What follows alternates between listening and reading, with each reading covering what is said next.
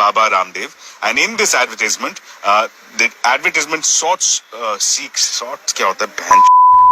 इसलिए बोलता हूँ कि वर्ब की तीनों फॉर्म्स भी आनी चाहिए। सीक का मतलब होता है अनुरोध करना, तलाश करना, ढूंढना या कुछ पाने की कोशिश करना, और सीक की फॉर्म्स होती हैं सीक, सॉर्ट। एडवर्टीजमेंट सॉर्ट्स नहीं होगा, एडवर्टीजमेंट सीक्स होगा, क्योंकि फर्स्ट फॉर्म के साथ एस और एस लगाया जाता है, सेकंड और थर्ड के साथ नहीं। अपनी अंग्रेजी और पर्सनैलिटी को बहुत अच्छा बनाने के लिए मेरे आईडी गौरव मोटिव ग्रूम को फॉलो करें। भैया पेट्रोल डालना। PETROL, इस वर्ड की सही प्रोनाउंसिएशन पेट्रोल होती है, पेट्रोल नहीं। अमेरिकन इंग्लिश में इसे गैसोलीन या सिर्फ गैस भी कहा जाता है। अपनी अंग्रेजी और पर्सनैलिटी को बहुत अच्छा बनाने के लिए मेरे आईडी गौरव मोटिव ग्रूम को फॉलो करें। मैं आया हूँ गुमराह होने नहीं, गुमराह करने नहीं, बल्कि गुमराह मूवी देखने। तो पहले मूवी देखेंगे और फिर मैं आपको बताऊंगा कि गुमराह को इंग्लिश में क्या बोलते हैं। तो चलिए देखते हैं। आजकल के जमाने में ना कोई किसी के लिए कुछ नहीं करता।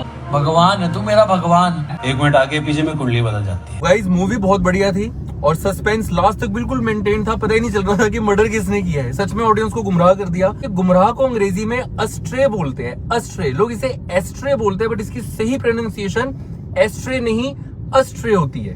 अपनी अंग्रेजी और पर्सनैलिटी को बहुत अच्छा बनाने के लिए मेरी आईडी गौरव मोटिव ग्रूम को फॉलो करें। कॉम्परेबल है और जो डिफरेंशिएटेड है, जो कॉम्परेबल है।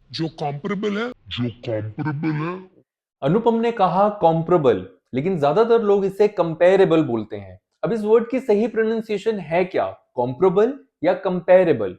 इस वर्ड की सही प्रोनाउंसिएशन है कॉम्परेबल, जैसा अनुपम ने कहा। जब शार्क टैंक देखें तो अनुपम को ध्यान से सुने, वो इंग्लिश के बहुत अच्छे टर्म्स यूज करते हैं और उनकी प्रोनाउंसिएशन भी बहुत एक्यूरेट होती है। कॉम्परेबल का मतलब होता है तुलनीय, यानी तुलना करने योग्य, यानी जिसकी तुलना की जा सकती है, उसे अंग्रेजी में कॉम्परेबल कहा जाता है, कॉम्परेबल। अपनी अंग्रेजी और पर्सनैलिटी को बहुत अच्छा बनाने के लिए मेरे आईडी गौरव मोटिव ग्रूम को फॉलो करते रहिए।